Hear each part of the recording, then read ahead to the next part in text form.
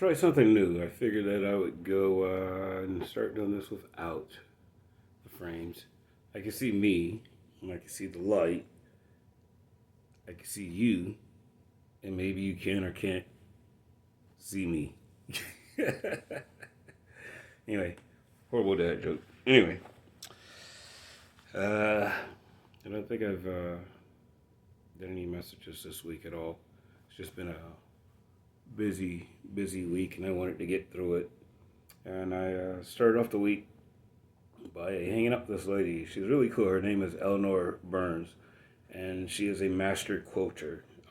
She has I think something like 150 books, if not more, about quoting. And she lives probably about 15 minutes from the school where I work. And, I get to take the kids there like once a month. So that way they can spend time with her and she can teach them how to quote.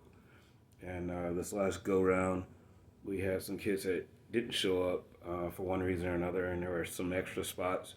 And since I had to be there, I figured I'd make the best of it and I'd learn how to quote. So, one, this is going to be very interesting when the time comes. I don't want anybody to hold it against me and, I don't know, make fun of my quote, but I'm going to finish that bad boy. It's going to look pretty sweet. One of the kids there, and I don't know if I can say his name, but I'll say, one of the kids there made a quote, and his centerpiece ended up being these kittens. And I was like, like, you know what? Those kittens are pretty cool. Pretty cute, to be honest. Maybe I'm getting soft to my old age. Anyway, and the centerpiece for mine is not kittens. It's gonna be cool. I don't want to ruin the surprise or anything, but it's not kittens. It's not anything near as cute. Somebody might say pretty or creative or, oh, that's nice too. Oh, that's nice too. That's when people try to let you down easy, yes, it's not that one. Yeah, I get it. Anyway, so from the quoting, I went to 4 days of grinding with students that were absolutely mentally checked out. They were probably checked out on Monday, but I got them on Tuesday, and they were ridiculous. And the behaviors that happen in schools aren't always fun. And I realize that there's worse things going on than what we have at our school. But, still the same. I try to do what I can. Anyway, moving forward today, trying to get out of there, trying to make sure things are done and get done for the weekend. Right now it is 12:04, and today's date is Saturday, March 22nd. So I have been awake since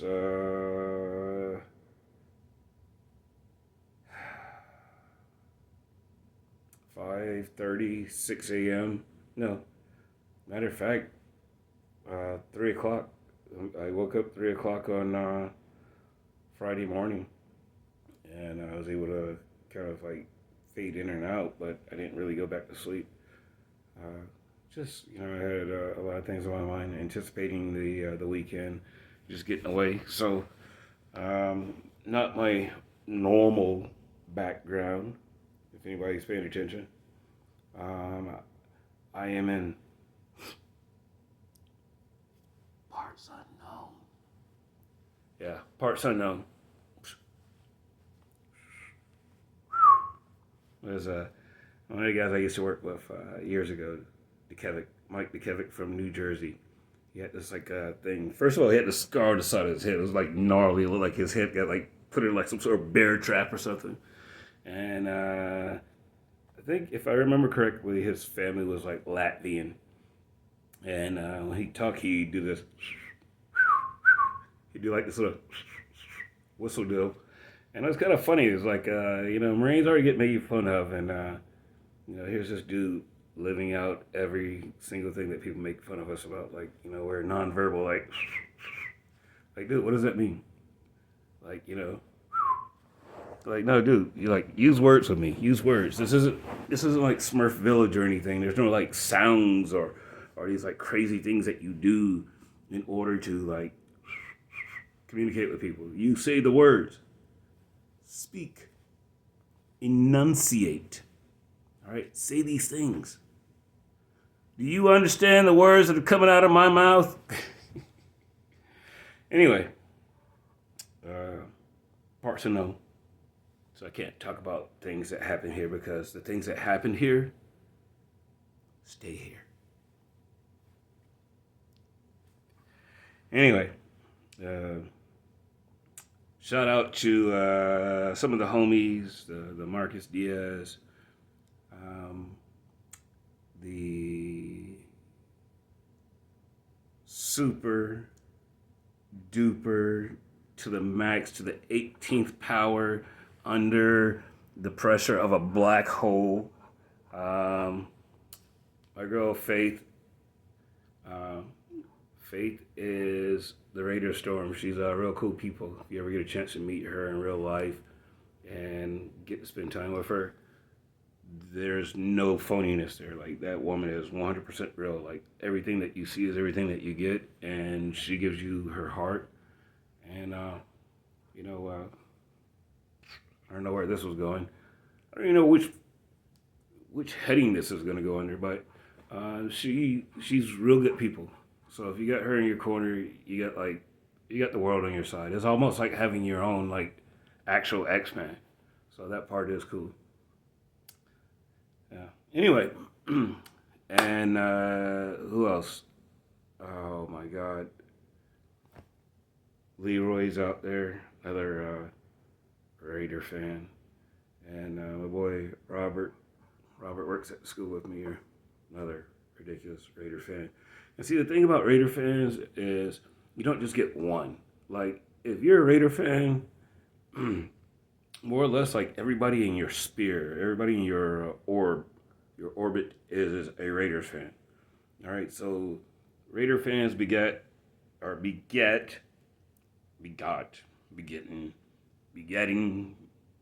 anyway, this is like a biblical thing, but it's like this path. If you are a Raider fan, more than likely somebody in your family, probably an uncle at the very least, or an aunt, but more than likely a parent was a Raiders fan. Like, I'm not saying it's like indoctrination. I'm not saying, I'm not saying it's brainwashing. I'm saying there is a very strong bond, and I've been at Raider games, and they are pretty intense. For anybody that doesn't know, I did security work for Elite Show Services for a number of years, and I can remember going to Raider games. My first football game that I worked as security was a Raider game, and I can remember me and my friend, and hopefully I don't get any trouble for this, but James Kimbrell, we went to go work this game, and we started off at the gates, and we redeployed from the gates, and they're like, we're like, where are we going? They're going, you're going up to the jungle. I'm like, the jungle? All right. Now you got to remember, this is Qualcomm back in 99, maybe 2000. And they're like, yeah, you're going into the jungle. And I'm like, why do you call it the jungle? And they're like, it's view level. Cheap seats. Everybody's drunk. The Raider fans are coming in from LA drunk at 6 a.m., which was true because I would pass them on the freeway. And they'd be in like these RVs, like these 26-footers, hanging out the window, flag and all. Raiders, Raiders. I'm like, dude, Jesus Christ. It's 5:30, 6 o'clock in the morning. And they just be out in the parking lot going hard. I mean, like, hard. I mean, like, these caps was going extra hard. I don't think you can go any harder for a tailgate. I really don't. And the funny thing about tailgates at Charger games back then was, even though it was Qualcomm, even though it was a Charger stadium, it was like they were the visiting team every single time. And I say that because if you look back at some of the videos, some of the games, Sundays, Monday nights or whatever, maybe Monday night might have been a little bit more fair, or a little bit more mm, leaning in the direction of the Chargers. But most of those games, if you really look in the stands, you will see that whatever team was visiting, it was their stadium.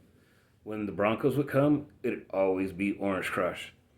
When Kansas City came there, it'd always be red. The Raiders, are you serious? Charger fans would not even go to those games. They just give up. I mean, like it was complete. It was complete. I don't know, collapse of whatever you want to call it. If this was a war, it wouldn't be good. I mean, like it'd be like your entire, army just got decimated. They would not go to these games. Um, so it was fun. Anyway, going back up to the jungle, we get redeployed up into the view level, and there's this long escalator, and I want to say it's over by well, not over anymore. It's not there anymore. I want to say it was over by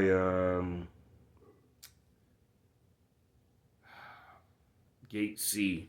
I think at the bottom of Gate C, there's an escalator that goes all the way from plaza level all the way up to view. All right, so we turn around, we go up this thing, and they're like, "Hey, we need backup." I'm like, "Backup where? Backup where?" And they're like, "Backup section, our view level, section 15." And me and Jimmy, we run up there, and we get to view level section 15, and we're looking in front of us, and we're looking down, and like, there's nothing going on. And then like everybody that's in front of us slowly like turns around and they look at us, but not at us. They're looking behind us. And we're coming through this overhang, this tunnel. So we come out a little bit more and we turn around and this entire section is just fighting. Boom, boom, boom, boom, boom. It was like the craziest thing. And we had to go in there and start snatching bodies out and just grabbing whoever we could. I mean, like, we turned around and it was just people. Like the entire section was fighting. Security was up there. Cops were up there. We just ran up there and started grabbing people and started putting people in handcuffs and whatnot. Watched this dude get his like a couple of his fingernails ripped out. It was crazy. Yeah, and that was my introduction to security at an NFL game. I went from inspecting bags at a gate and you know an hour and a half, 2 hours later, just slinging dudes down, throwing handcuffs on them, wrestling people. I mean, it was pretty good. I mean, and the funniest thing about it was me and Jimmy, we were wrestling fans, so it was a great opportunity to try out some new holds and to do some of the stuff that we had seen on SmackDown and Raw. So, if there was an opportunity to throw somebody in a crippler's crossface or give somebody a rock bottom or STFU, and this is prior to Cena, but there's a couple of moves that you apply the correct way and they actually look really cool. I've had the opportunity to do it in security for a few times over about a stretch of at least 15 years. Now, what you do is sometimes when you get people down on the ground, flat on their stomach, you'll get a little bit of resistance. What you do is you take their legs and you cross them like an X. All right, so that means that their feet are going to be pointed towards you. But what you do is in the middle of that X, you put your knee. And then with your knee being on that X, you put all your weight forward. You're actually using your leg as like a lever. And when you do that, and you put all your weight on your leg, on your knee, on that cross, you prevent them, or at least you make it harder for them to push back. So this is a two-part deal. You can do that, and eventually they're going to fight out of it if you just do that. The other part is you come over like this. You clamp your hands like so. You put it underneath the chin, and then you torque back. It is a crossface. All right? Crossface being a nice submission move that I got from Chris Benoit. And years ago, Chris Benoit was one of the greatest technical wrestlers in the world, and I don't know how to say it. Tragically, his family was killed by him, and then he committed suicide. So it was like a double murder suicide. Um, but at the time prior to Benoit doing what he did with his family, I kind of looked at some of the technical moves he did. So the opportunity to use a crossface, because if you apply it correctly, people will not do anything other than surrender. So when you have somebody torque back like that, they're flat on their stomach, you torque back on their neck, their arms shoot out. Once their arms shoot out, you can have somebody come in, grab them, handcuff them. All right? Remember what I said. They're like this. Their arms out, their heads torqued back, their feet are crossed behind them. So you basically have like almost like a bow and arrow, but it's a cross face. I wouldn't call it a bow and arrow. If anything, I'd call it a crossbow. You know what I'm saying? We gotta name this move. I call it the Carolina crossbow, meaning that I'm from Carolina wearing this blue.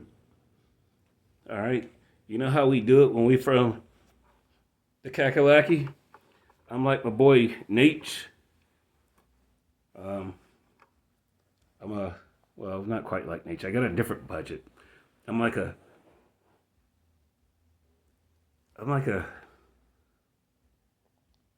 Uber riding, spirit flying, no kiss getting, begging, borrowing, son of a gun, and I'm having a hard time holding these Skechers down. Rick ain't gonna like that. But anyway, it's the boy, HAM, parts unknown, signing off. But only after it came from you, or came to you live and direct. From parts unknown still, though. Woohoo!